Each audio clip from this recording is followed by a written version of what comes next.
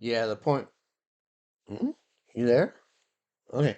The point with the last recording, I just want to put a cap on it. My experiences with IP addresses at Tektronix. So we got rid of this computer and it's gone to asset recovery because it was the good business decision. And somebody in a work group that doesn't have much money would find it and try to use it and redeploy it. And the point is that old computer still had. If the previous computer technician that removed the old computer didn't do his didn't do his work competently, the old computer still has the same IP address on it. So, maybe like 3 months later, these guys are doing fine. 3 months later, this guy puts this old computer on the network. Now there's a conflict between IP, and it's not really a good determinant who loses out. But one of them going, well, no, I think both of them lose out because the packets no longer, they're confused. They can't tell where to go. Yeah, I think they both are broken at that point. So, anyhow, fun and games. So, smart agents, Web3, totally new 21st century paradigms. You want to know what's going to happen in the 21st century? 2024, baby, it's happening now. Now through the next 10, 15 years is going to determine the technology for the next 100 years. So I'm Ho. I am HO. That's my honest opinion. Disclaimer. Ding, ding, ding, ding. So,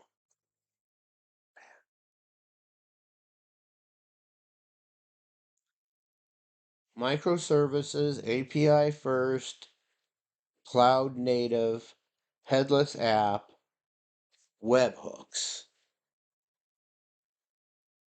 I keep getting caught with the cloud native because that's where the sweet spots are. Headless app, okay, yeah, that's cool. I'm jiggy with it. You still need a presentation layer somewhere, but I think I got a hold on that with JavaScript and React. Um,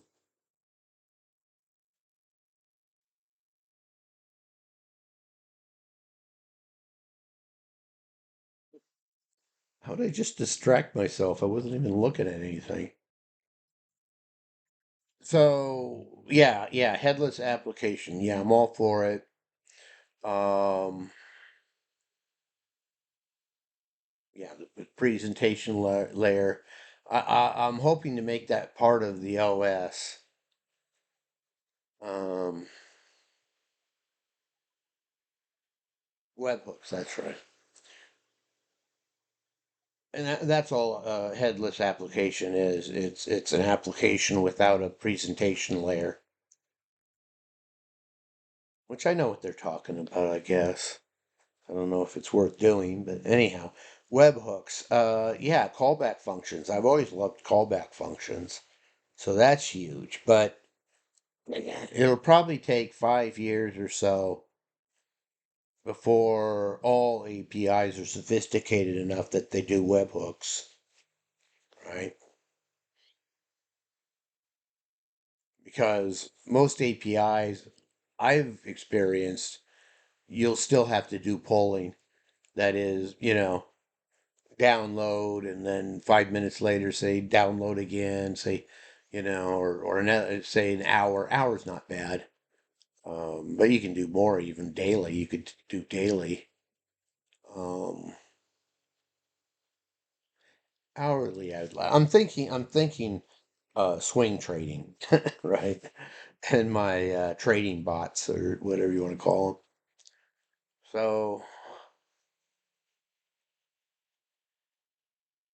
see, that's the thing. No longer can we think in terms of just one thing.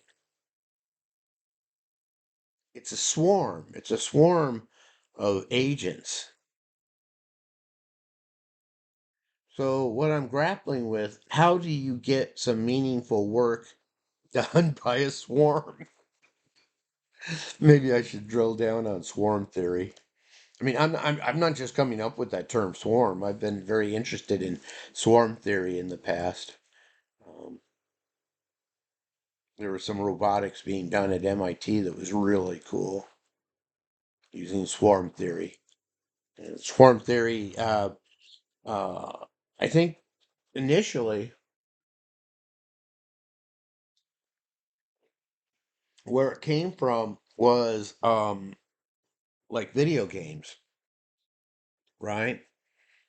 Uh, Video game developers were more and more interested in making when they have flocks of birds, like go through on the with the clouds above whatever the game is about.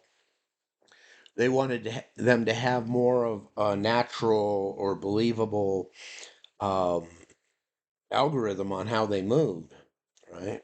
Oh God, I just flashed on the Bluebird of Happiness, which one of the first games I ever developed professionally was an ASCII text game at the leasing service, and it was a huge hit. Very fulfilling. I loved that project. But anyhow, once a day or whatever, you could end up having the event of Bluebird of Happiness, and I had this little ASCII graphic fly across the screen, and they'd get like 2,000 points or something. I don't know. Anyhow, I've done a lot of fun, cool stuff, and I'm still doing it. So swarms of agents. How do we get a cohesive whole? Because we're using the term NFT for the key, replaces user accounts and licensing. If you buy the NFT, you own the D app, right? Then you've got the D app where the work is actually done. Because in the NFT, all you can have is starter metacode, metadata.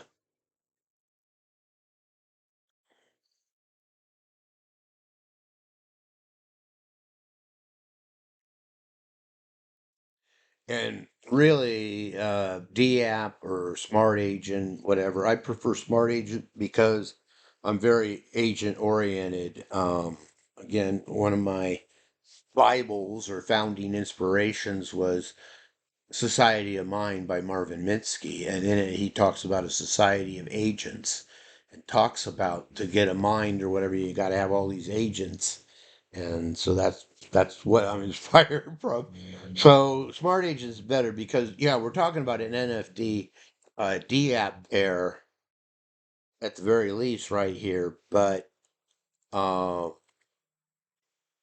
and we could call that overall thing a smart agent in the sense that it is intended to do something. What's an agent? An agent is kind of like an actuator, maybe even a transducer, but an actuator that can go out and do something for you. It's power. So anyhow, it needs fuel, unfortunately. But yeah, that was another idea I had. The economy, to have an economy within the system. I've talked about this some. Um, Being part of uh, the genetic algorithm, because the purpose for a genetic algorithm, we want once again we want to get some meaningful work out of it, right? Or why do it? Well, because I think it's cool and fun, but otherwise, why do it? It's expend a lot of effort on it. Um,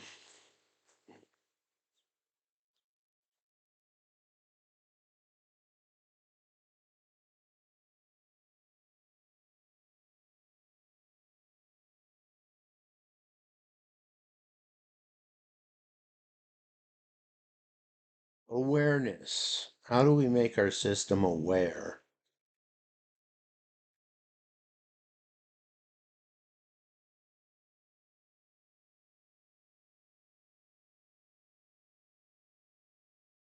Aware of what? See,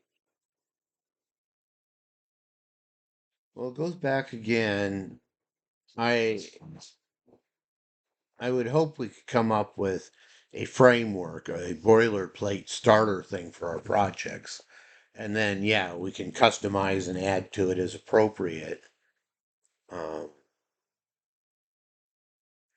and reusability, uh, we might be able to go in and scrub that smart contract and replace it with a different one.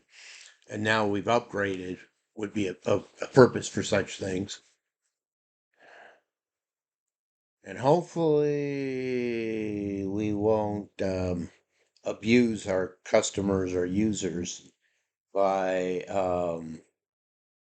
make them suffer our bugs that we should have caught before we went into production, before we rolled out. So, yeah, usability too. A lot of beta testing. I don't know. I don't think adequate beta testing is a thing anymore.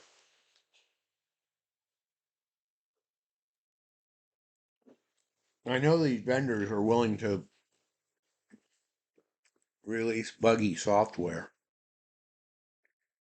And so they kind of put the burden of beta testing on their users. In fact, it got so bad with Microsoft that as a systems engineer, you wouldn't want to install their new products until they're at least to Service Pack 2, because that was usually where Microsoft had fixed some of the bugs and put in some promised features and stuff like that. Yeah, the 1 point Microsoft 1.0 has always been a piece of crap in my experience. IMHO, in my honest opinion. Okay. I'm going to take a break. I'll be right back. So go take a break, eat something, um, you know, take a bathroom break, whatever. TTFN.